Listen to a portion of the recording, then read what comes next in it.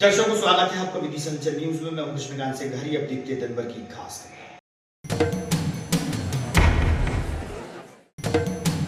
Collectorate के सभागार में नवागत कलेक्टर अंशुल गुप्ता ने रखी प्रेस वार्ता, पत्रकारों से हुए रूबरू।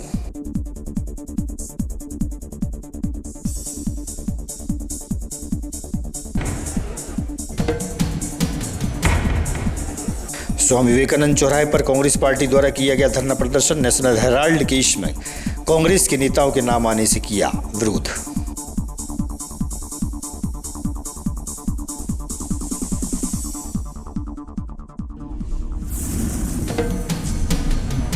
हनुमान जयंती के दिन गुना में हुई थी पत्थरबाजी और उत्पात। दोषियों पर कड़ी कार्रवाई हेतु बजरंग दल ने सौंपा प्रशासन को ज्ञापन।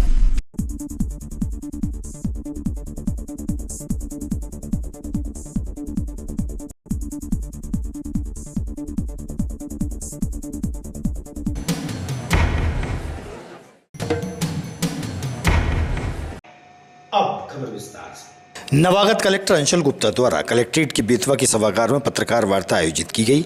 कलेक्टर अंशुल गुप्ता पत्रकारों से रूबरू हुए। सभी पत्रकारों की मौजूदगी रही।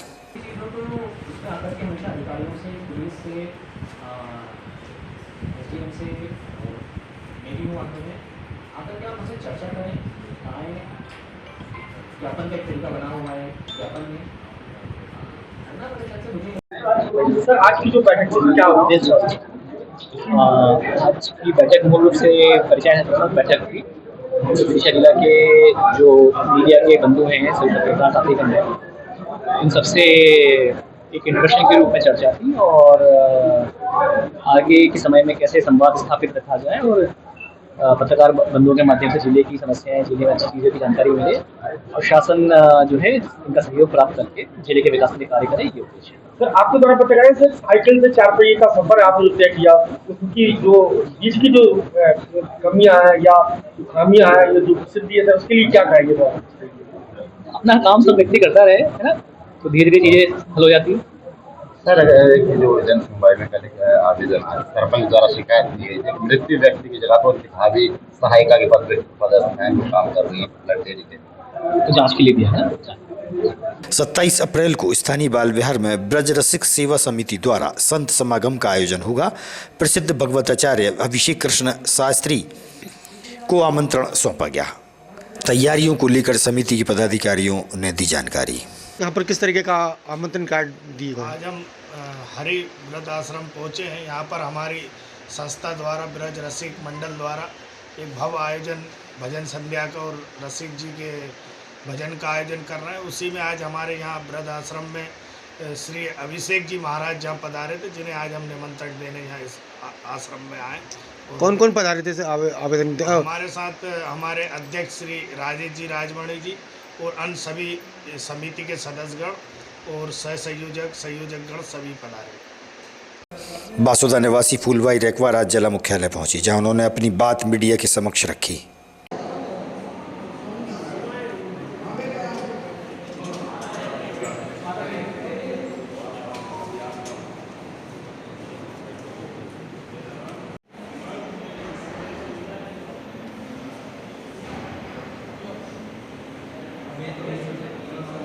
रेखवार हो? हाँ। फूलबाई, पूरा नाम? फूलबाई रेखवार। कहाँ के रहने वाले? बासुदा। काय के लिए आई? जी दरखास्त दे। काय की? लाडली बहन आते। पैसे नहीं आ रहा? नहीं आ रहा, 600 आ रहा। मध्य प्रदेश कांग्रेस कमेटी के तत्वाधान में विदिशा में कांग्रेस पार्टी द्वारा स्वामी विवेकानंद चौराहे पर विशाल धरना प्रदर्शन किया गया। नेशनल हेराल्ड केस में सोनिया गांधी व राहुल गांधी का नाम चार्जशीट में दर्ज करने के विरोध में कांग्रेस द्वारा प्रदर्शन किया गया। इस मौके पर पूर्व सांसद प्रताप भानु शर्मा, कांग्रेस जिलाध्यक्ष मोहित रघुवंशी सहित पार्टी के नेता व कार्यकर्ता मौजूद रहे। पार्टी का नेता आने वाले समय में मैं आप लोगों के सहयोग से लोगों के खिलाफ जाऊंगा और ईडी सीबीआई कोर्ट तक हमें जाना पड़ेगा, तो हम जाएंगे, हम बताएंगे कि ईडी और सीबीआई क्या होती है। भारतीय जनता पार्टी के लोग सोचते हैं कि टिकट प्रक्रिया है, इतनी एजेंसियां, इन एजेंसियों को कैसे काम कराना है, ये आदरणीय दादा के नेतृत्व में और संरक्षण में हम लोग इनके खिलाफ करने की भी नौबत आई तो हम हमारा खुद भी इस धरती माता को अर्पण कर देंगे।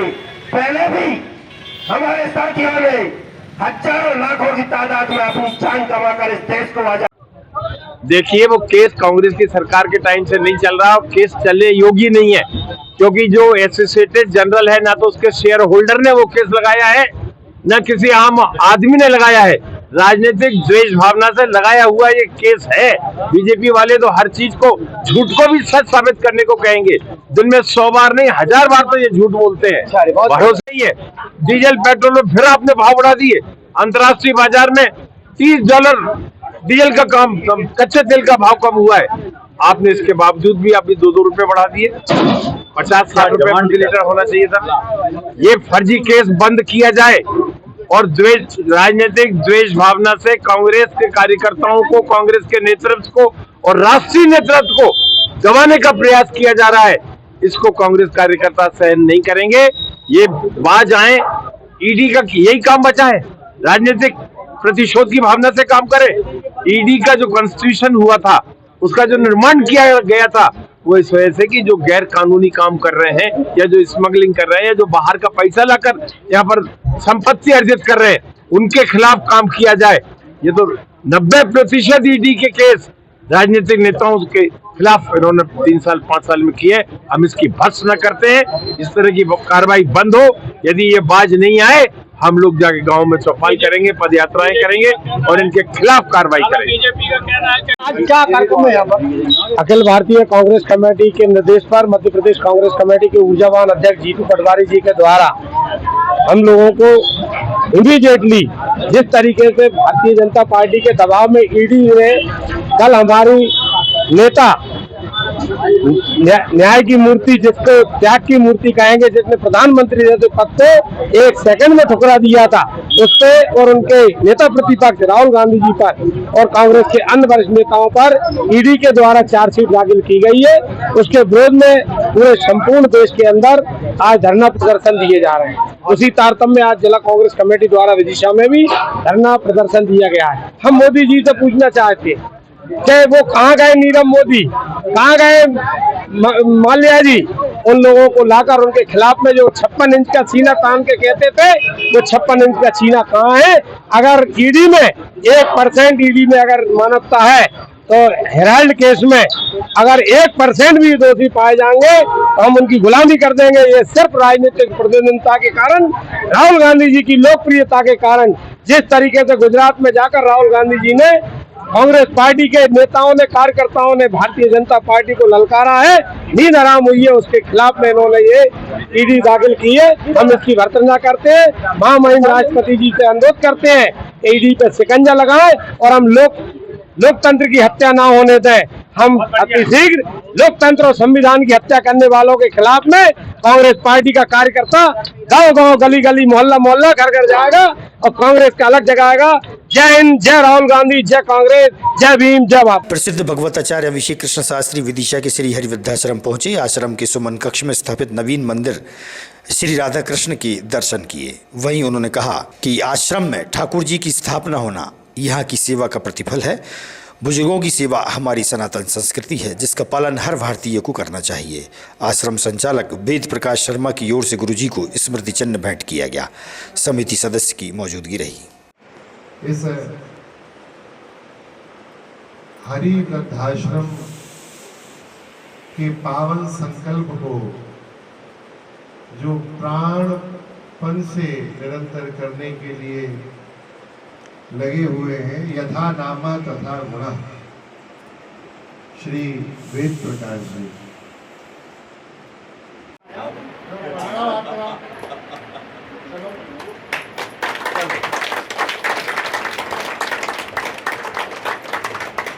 एक मिनट रुक जाना जी। गुरुदेव, वृद्धाश्रम भारत देश के अंदर होना क्या मानते हैं आप? भारत की संस्कृति मातृदेवो भव पितृदेवो भव की संस्कृति है, तो यहाँ वृद्धाश्रम होना ये तो ओल्ड मैन हाउस विदेशों की परंपरा है। लेकिन एक बात बताइए, पुत्र तो कुपुत्र हो गया है, लेकिन ऐसे सत्पुत्र भी हैं जो वसुधैव कुटुंबकम की भावना रखते हैं, सबके माता पिता को अपने माता पिता जैसा ही सम्मान रखते हैं। यहाँ हरि वृद्धाश्रम में मैं पिछले विगत कई वर्षों से आता हूँ।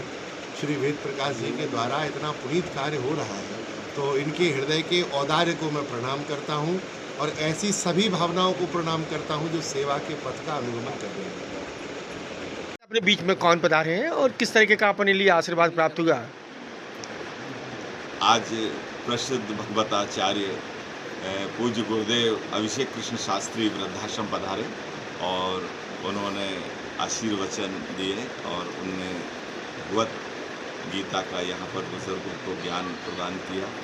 साथ में बुजुर्गों को चित्रकूट की यात्रा अपनी ओर से कराने के लिए बुजुर्गों से कहा कि चित्रकूट की दर्शन यात्रा 3 दिवस की उनकी ओर से कराएंगे। साथ में यहाँ पर जो नवीन मंदिर स्थापित हुआ है, यहाँ पर भगवान के लिए जो गर्मी का सामना न करना पड़े, इसलिए उन्होंने यहाँ पर एक AC लगाने की भी घोषणा की है। गौमाता के गोबर से कई प्रकार की उपयोगी वस्तुओं का निर्माण किया जा रहा है। उत्तर प्रदेश की टीम विदिशा में यह कार्य करना चाहती है। पशु विभाग के अधिकारियों से चर्चा के दौरान जानकारी मिली।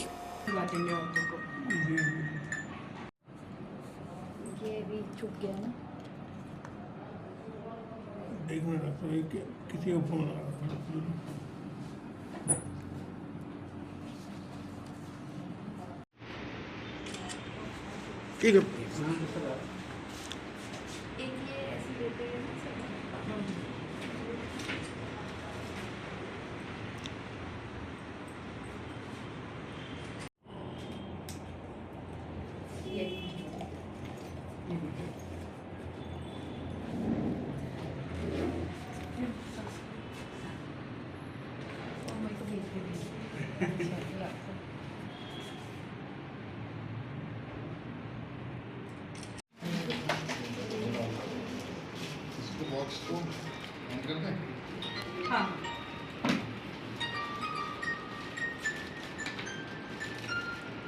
कौन सी संस्था से है और कहाँ से है और क्या मैसेज करना है? The Vigya care wellness foundation से हैं ये।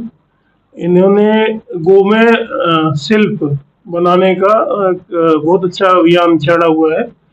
हमारे जो जिले की जो गौशालाएं हैं वो उनको आत्मनिर्भर बनाने के लिए जरूरी है कि चूंकि वो गैर उत्पादक हैं, दूध तो नहीं दे रही हैं, लेकिन वो गोबर तो रोज करेंगी, गौमूत्र रोज करेंगी। तो अगर हम 3 बिंदुओं पे काम करें अगर, तो हमारी गौशालाएं सस्टेनेबल हो सकती हैं, आत्मनिर्भर बन सकती हैं। एक तो उनके जो गोबर का वैल्यू एडिशन करना है, पहले तो ये गौशल्प बनाना। दूसरा, गोबर गैस का एक इकोनॉमिक मॉडल होता है, वो ये अभी प्लास्टिक के एक HDPE बैग बनते हैं, तो वो 22 से 25,000 30,000 रुपए तक की कॉस्ट के आते हैं। अगर हम उसको लगा देते हैं तो हमें 40-45 दिन के बाद बहुत अच्छी खाद और गोबर गैस मिलेगी। इसी तरह से तीसरा है कि हम मल्टी कट घास, मतलब जो एक बार घास लगा दिया वो 8 से 10 साल 15 साल तक चलेगी, तो उनको लोगों को सिर्फ काट के खिलाना है, तो उनके पशुओं के पोषक आहार की पूर्ति होगी, पोषक तत्वों की पूर्ति होगी। तो इस तरह से 3 एंगल पे हम लोग काम करना चाह रहे हैं गौशालाओं में।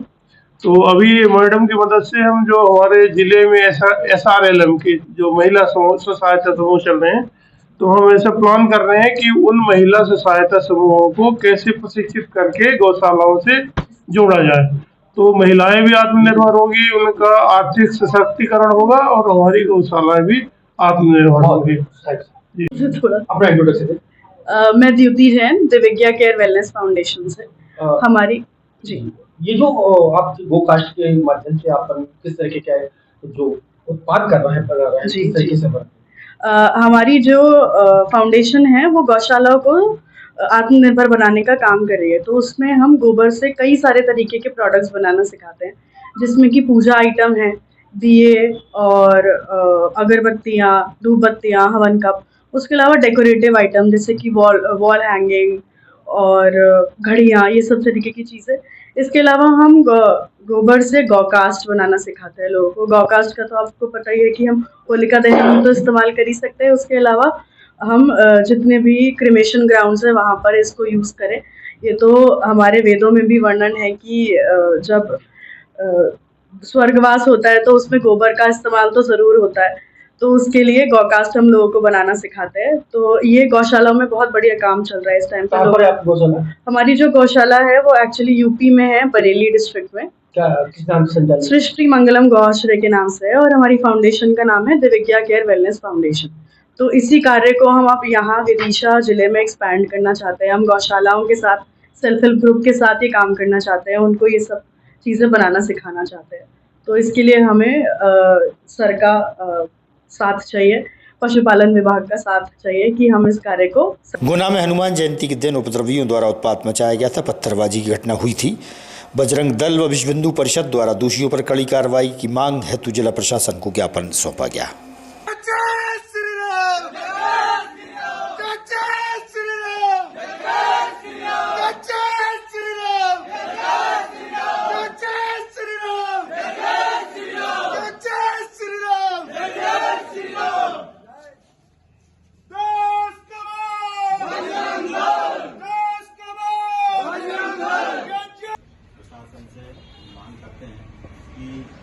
गुना में हमारे हनुमान जयंती के जन्मोत्सव पर शोभा यात्रा हिंदू समाज द्वारा निकाली जा रही थी।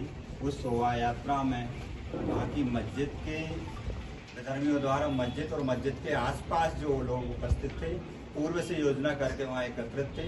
जैसे ही मस्जिद के सामने हमारी यात्रा शोभा यात्रा पहुँची तो वहाँ के जो धर्मियों ने मस्जिद से नारेबाजी की और पत्थर फेंके और आसपास के घरों पे भी जो एकत्रित लोग थे उनके द्वारा भी पत्थर फेंके गए। इस घटना में हमारे जो भगवान जो हनुमान जी के स्वरूप में जो बालक बने थे उनको भी घायल हुए और साथ में कुछ हमारे और युवा भी साथ ही घायल हुए। तब कि हमारी हिंदू समाज की कभी भी मानसिकता नहीं रहती कि किसी धर्म या विशेष को परेशान किया जाए। अपनी शोभा यात्रा हनुमान जी का जन्मोत्सव अगर हम भारत में नहीं मना पाएंगे तो कहाँ मनाएंगे? तो हमारे भारत में अगर ये स्थिति है तो अन्य जगह तो पता नहीं क्या होगी। तो यहाँ भगवान हनुमान जी के जन्मोत्सव का जो धर्मियों द्वारा हमारी यात्रा पर घटना की गई है, उस घटना के विरोध स्वरूप जो आंदोलन के रूप में हम पूरे प्रांत में सांकेतिक रूप से ज्ञापन प्रस्तुत कर रहे हैं माननीय कलेक्टर महोदय आपके माध्यम से माननीय मुख्यमंत्री को, तो वहाँ के जो लोग हैं ऐसे कृत्य करने वाले उन पर कार्रवाई हो, ऐसी हमारी आज मांग है। उसी मांग को लेकर विदिशा की ओर से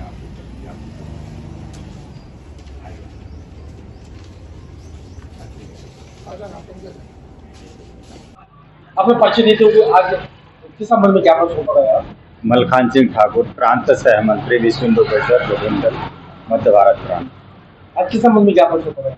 गुना में हनुमान जयंती के उस जन्मोत्सव के उपलक्ष्य में वहाँ शोभा यात्रा निकाली जा रही थी हिंदू समाज द्वारा। उससे शोभा यात्रा में जैसे ही मस्जिद के सामने शोभा यात्रा पहुँची तो विधर्मियों ने द्वारा पहले से योजनाबद्ध तरीके से वहाँ एकत्रित थे। विधर्मियों ने एकत्रित होकर पत्थर और ईंटों से हमला कर दिया, जिससे हमारी शोभा यात्रा में जो हिंदू थे शोभा यात्रा निकाल रहे थे वो भी घायल हुए, साथ में जो पात्र बने थे हनुमान जी वो भी घायल हुए। इस घटना की विरोध स्वरूप आज हमने मध्य भारत प्रांत में सभी जिला मुख्यालय में कलेक्टर महोदय के नाम से ज्ञापन दिया है मुख्यमंत्री महोदय को, जिन पर कार्रवाई हो कि वहाँ के जो विधर्मी लोग जो हैं वो वहाँ जो जुड़े हैं उनकी जो गतिविधियाँ हैं वो देखी जाए, संदिग्ध हैं। उनको मकानों को जहाँ से उनने पत्थर फेंके अवैध रूप से बने हैं उनको तोड़ा जाए, वहाँ की जांच होकर उन पर कार्रवाई की जाए। पुलिस प्रशासन जिसने वहाँ जानकारी होने के बाद भी व्यवस्था नहीं लगाई थी उन पर भी कार्रवाई की जाए। ऐसे देशद्रोहियों पर कार्रवाई की जाए जिनने पहले पूर्व में भी और आगे कोई जिससे कोई घटना न घट सके। इसलिए आज हमने विश्व हिंदू परिषद विदिशा के माध्यम से ज्ञापन दिया है। आगामी खबरों के लिए आप देखते रहिएगा विदिशा अंचल न्यूज। हमें दीजिए इजाजत।